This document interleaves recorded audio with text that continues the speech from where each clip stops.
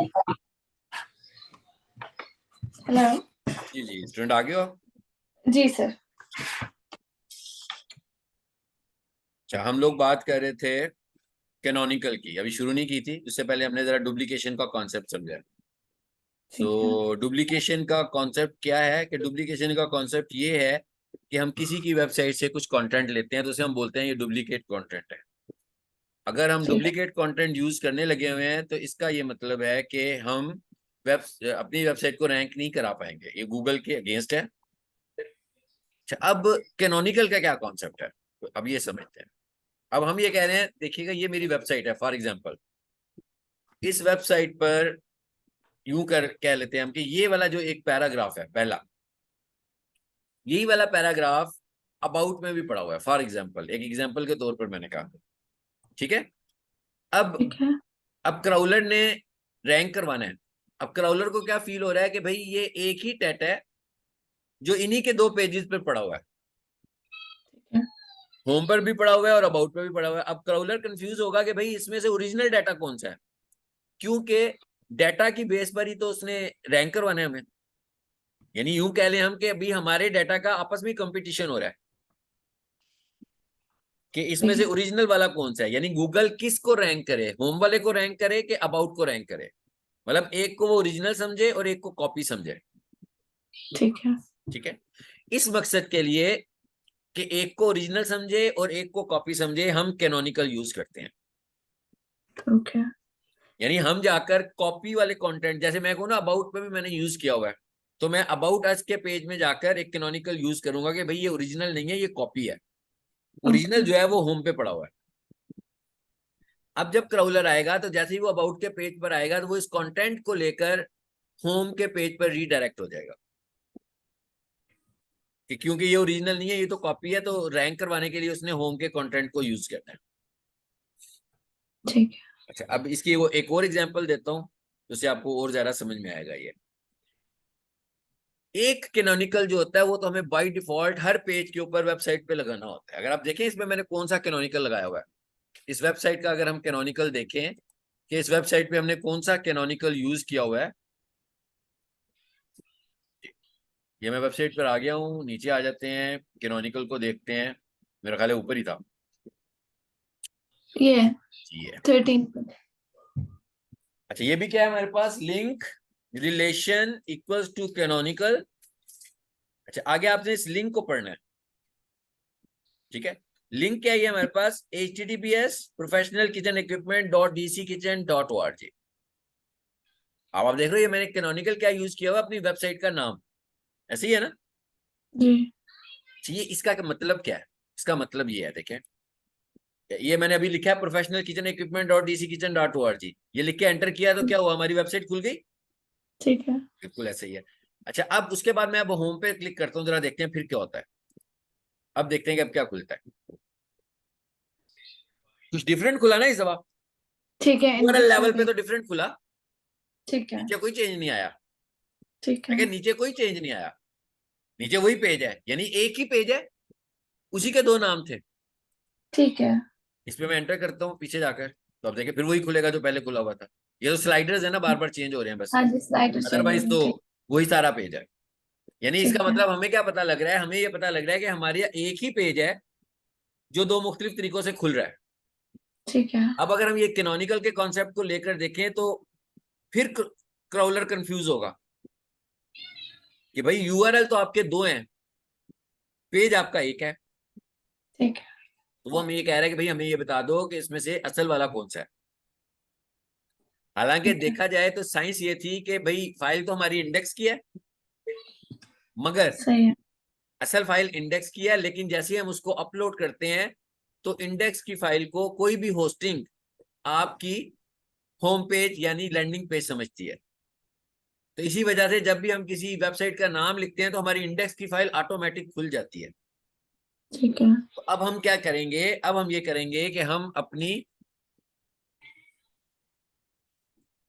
Index की file के अंदर जाकर, देखिए मैं इंडेक्स की फाइल में हूं ना एक्चुअली, तो ठीक है। क्योंकि ओआरजी तो कोई फाइल ही नहीं है, वो तो मेरी सही है। होस्टिंग का नाम है, ठीक है। वेबसाइट का नाम है। सो इंडेक्स मेरी फाइल का नाम है। तो यहां पर आकर मैं एक कैनोनिकल ऐड कर दूंगा। देखें क्या कैनोनिकल ऐड किया हुआ है हमने यहाँ पे हमने वेबसाइट ही है। कैनोनिकल ऐड किया हुआ है कि भाई ये जो वेबसाइट है एक्चुअली ये कैनोनिकल है किसकी, इंडेक्स की। यानी इंडेक्स की फाइल के अंदर हम कह रहे हैं कि भाई जब भी इंडेक्स की फाइल में आओ तो ये जो मैंने लिखा हुआ यहां पर चले जाओ, ये ओरिजिनल नहीं है, ये ओरिजिनल है। ठीक ये है। वाला जो यूआरएल है ये कॉपी है, और ये वाला जो ठीक है। यूआरएल है ये मास्टर यूआरएल है। ओके। सब कंसेप्ट क्लियर हुआ कि कंफ्यूज हुई आप? नहीं नहीं, सर समझ ये आ हुए गई। कि जो क्या कि है? ये हमने लिंक में जो हाइपर लिंक जो इसमें लिखा होगा लिंक में, वो ओरिजिनल है। हाँ, इसका मतलब ये हम ये कह रहे हैं कि इंडेक्स की फाइल के अंदर इसको रीड करो। इंडेक्स की फाइल के अंदर इंडेक्स को ओरिजिनल नहीं समझना, बल्कि इसके अंदर जो लिखा हुआ है वो ओरिजिनल है। इसका मतलब इंडेक्स के अंदर जो कंटेंट है वो कॉपी है। ठीक है। एक्चुअली ये एक ही लिंक है, फाइल एक ही है, लेकिन क्योंकि ये दो तरीकों से चल रही है तो हमें क्राउलर को, ये सारी बात हम क्राउलर को समझा रहे हैं इस वक्त। ठीक मतलब इसका विजिटर से कुछ लेना देना नहीं है, ये सारी साइंस हम क्राउलर को समझा रहे हैं कि भाई तुमने इसे डुप्लीकेट नहीं समझना, ठीक तुमने है। इस कंटेंट को ओरिजिनल डुप्लीकेट कंटेंट समझना है। एक ठीक तो है। ये तरीका था, मतलब एक कॉन्सेप्ट यहां पर है। ये तब ठीक आपको है। अंदाजा हो रहा होगा कि जब भी कोई वेबसाइट बनेगी ये वाला कैनोनिकल तो लाजमी होगा उसका। ऐसे ही है ना? सही है। जब भी कोई वेबसाइट होगी ये कैनोनिकल तो हमने खामोशी से उसमें पेस्ट करना ही करना है हमेशा। यानी उसी इंडेक्स की फाइल में जाना है और वेबसाइट के यूआरएल का एक कैनोनिकल लगा देना, बस सिंपल। ठीक है। इसका मतलब क्या हुआ कि हमने ये कह दिया कि भाई ये दोनों को मिक्स नहीं करना, दोनों यूआरएल्स को अलग अलग ना समझो, दोनों यूआरएल्स को एक यूआरएल समझो। सो ये भी एसईओ का एक बहुत स्ट्रॉन्ग फैक्टर है। ठीक है। यानी अगर आपने एसईओ का कैनोनिकल यूज नहीं किया, वेबसाइट का कैनोनिकल यूज नहीं किया हुआ, तो ये आपका एक पुअर सिग्नल है आपकी वेबसाइट के ऊपर एसईओ के लिए। तो इसका मतलब ये वाला काम भी हमें यहाँ पे करना है। ठीक है। ठीक है। सो ये हमने कैनोनिकल को भी यूज कर लिया। ठीक है। समझ में आ गया आपको कैनोनिकल का? यस सर, समझ आ गई सर। समझ आ गया। एक टॉपिक और करते हैं, फिर हम इसको आज वाइंड अप करेंगे और कोशिश करेंगे कि अगले सेशन में हमारा ठीक है कंप्लीट हो जाए। अगर नहीं होगा तो फिर एक आधा सेशन और कर लेंगे, ठीक है? सर। ये हम नेक्स्ट सेशन ट्यूसडे को कर लें। हाँ हाँ, ट्यूसडे को कर लेंगे। ठीक है। अच्छा, पीडीएफ में आए जरा, यहाँ से हम ना एक और फाइल खोलते हैं, एक छोटा सा कॉन्सेप्ट और समझते हैं जो कि एसईओ का ही होगा।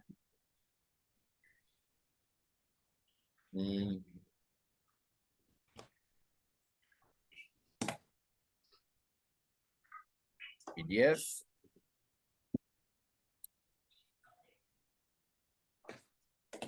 ये वाला देख लेते हैं, how to fix 404 error page.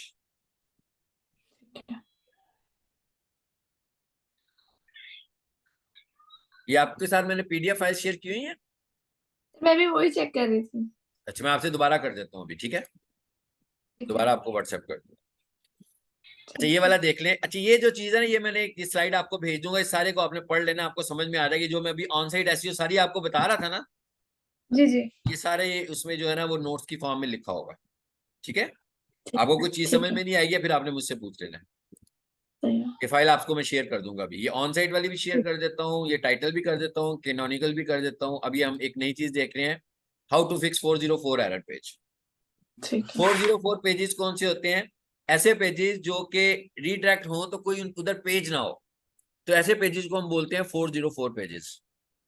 यानी मैं एक पेज खोलूं तो मैं भी कभी वहां पर कोई पेज पड़ा हो, जैसे मैं कहता हूँ भाई पीक सॉल्यूशंस का एक लिंक है एडमिशंस का, तो जिन दिनों ठीक में है। एडमिशंस हो रहे थे ना उन दिनों में वो लिंक चल रहा था। जैसे ही उनके एडमिशंस क्लोज हुए तो बजाय इसके कि उन्होंने अपने हाइपर लिंक को डिसेबल किया हो, उन्होंने वो फाइल डिलीट कर दी वहां से ठीक है। जहां पर वो रीडायरेक्ट होके जा रहा था। तो अब लिंक तो बना हुआ है, तो कोई भी बंदा एडमिशन के लिंक पे क्लिक करेगा, मगर वहां पर एडमिशन वाली फाइल ही नहीं है, एचटीएमएल फाइल। जैसे अभी हम अबाउट की ठीक है। एचटीएमएल फाइल पे क्लिक कर रहे थे। समझ आ गई। ठीक है। तो अब क्या होगा, अब 404 एरर जनरेट होंगी। ये एक एक्स्ट्रा ऑर्डिनरी बैड सिग्नल है हमारी वेबसाइट का। मतलब ये ऐसी है ना, ओके। जैसे हम किसी को कोई गूगल मैप पे अपनी लोकेशन भेजें और हम वहां पर मौजूद ना हो। मुझे ना ठीक है। तो ये ऐसे ही है कि भाई ये तो आप, इसका तो मतलब है गूगल कह रहा है कि आप मिसगाइड कर रहे हैं लोगों को। ठीक है। तो एज ए एसईओ एक्सपर्ट जब हमारे पास कोई वेबसाइट आती है तो हम ये भी चेक करते हैं शुरू में आकर कि क्या वो 404 पेजेस पर तो नहीं जा रहा, यानी ऐसे पेजेस पर तो नहीं जा रहा जो एग्जिस्ट नहीं करते। ठीक है। पेज एग्जिस्ट कब नहीं करेंगे? जब हमने एंकर्स के अंदर उनका जो रेफरेंस है वो गलत दिया होगा, या वो पेजेस मौजूद ही नहीं होंगे। सही है। So as a SEO consultant हम क्या करते हैं, सबसे पहले उस वेबसाइट के ऊपर जाकर ये चेक करते हैं कि क्या इसमें ब्रोकन लिंक्स हैं कि नहीं है। इस ठीक काम है। करने के लिए हमारे पास मुख्तलिफ ऑनलाइन टूल्स हैं, आप ये ऑनलाइन क्यूरी करके भी टूल्स देख सकते हो। क्या क्यूरी करें? Broken online broken links checker, ये भी लिख सकते हैं। ठीक है, okay. 404 error online 404 error pages checker. और ये स्लाइड जो मैं आपको दूंगा, यहाँ पर मैंने 2-3 लिंक ऐड किए हुए हैं। एक ब्रोकन लिंक चेकर ये है, एक एएचएफ है, और एक डेड लिंक चेकर है। इनमें ठीक से है। जो सबसे ज्यादा रिलायबल है वो ये वाला है, लेकिन आपने जब चेक करना हो तीनों से चेक करें। जैसे मैं अभी एएचएफ पे जाता हूँ, यहाँ से मैं कहता हूँ अलाउ। अब मुझे किसी भी वेबसाइट के अगर ब्रोकन लिंक्स चेक करने होंगे कि भाई इसमें ब्रोकन लिंक्स तो नहीं है, इसी के करके देख ठीक लेते है। हैं। ठीक है, तो मैं आया इधर और इसी वेबसाइट को मैं जरा कॉपी करता हूँ।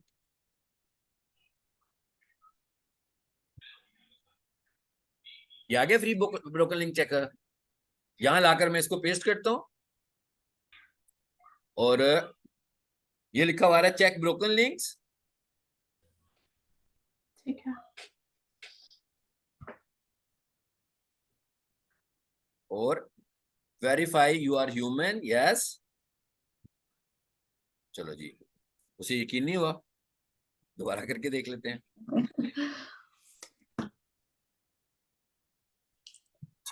मैसेज आ गया, सही है, नो ब्रोकन वो लिंक। कह रहा है नो ब्रोकन लिंक्स। इसका मतलब क्या हुआ कि इसमें ब्रोकन लिंक्स नहीं है, मतलब बैड सिग्नल्स नहीं आ रहे। सही है।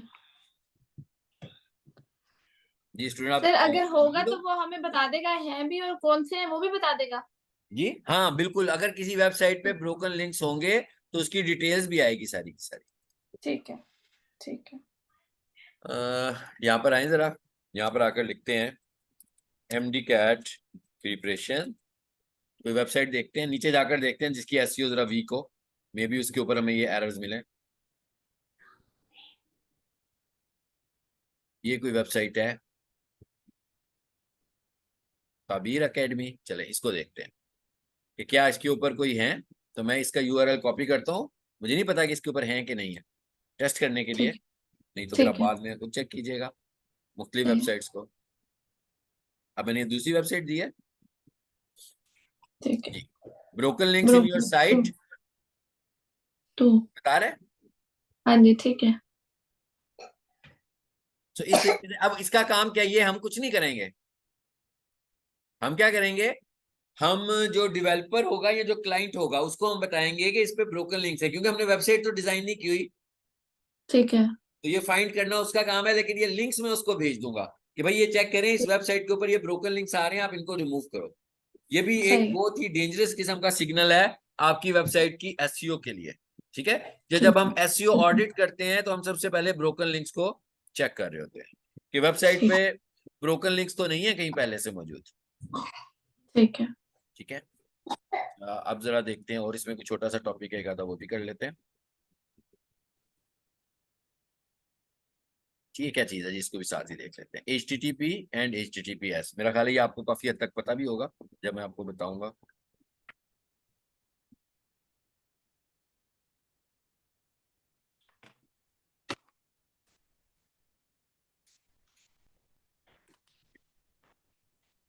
अच्छा, कुछ वेबसाइट्स हैं जो हमारे पास प्रोटेक्टेड वेबसाइट्स होती हैं और कुछ वेबसाइट्स होती हैं जो नॉन प्रोटेक्टेड होती हैं। ठीक है, नीचे आकर ठीक है। देखें जरा, तस्वीर लगी होगी कोई एक आधी ना। जैसे ये एक वेबसाइट है, तो इसके साथ ठीक ये है। लॉक लगा हुआ है, जी। इसका मतलब है कि ये प्रोटेक्टेड वेबसाइट है। ठीक है, ठीक है। ये वेबसाइट प्रोटेक्टेड कैसे है, नीचे आकर देखें दूसरी वेबसाइट, ये लिखा हुआ है नॉट सिक्योर। ठीक है। इसका मतलब है ये वेबसाइट प्रोटेक्टेड नहीं है। चलिए मैं ठीक है। आपको यहाँ पर अपने व्हाट्सएप पे लेके आता हूँ। यहाँ पर अभी मैं 2 दिन पहले एक बंदे से कम्युनिकेट कर रहा था जिससे मैंने एक होस्टिंग परचेज की है। तो उसने मुझे जो पैकेज दिया है उसको आप जरा देखें।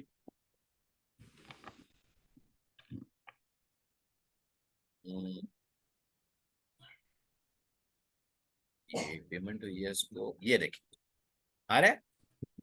ठीक है। हमने एक होस्टिंग पैकेज खरीदा और इस लाइन में आप देखो क्या लिखा हुआ है, फ्री SSL सर्टिफिकेट। यानी इसका मतलब क्या हुआ कि हमने जो इससे होस्टिंग खरीदी है उसके अंदर इसने हमें ये SSL सर्टिफिकेट भी फ्री दिया, यानी कि ये SSL सर्टिफिकेट ही HTTPS है। ओके। ये SSL सर्टिफिकेट ही सिक्योरिटी है, ठीक है। ठीक है। ये लिखा हुआ है ठीक है। HTTPS, यानी बेसिकली हमें क्या खरीदना है, हम जब होस्टिंग परचेज करेंगे तो हमें साथ में SSL भी परचेज करनी है।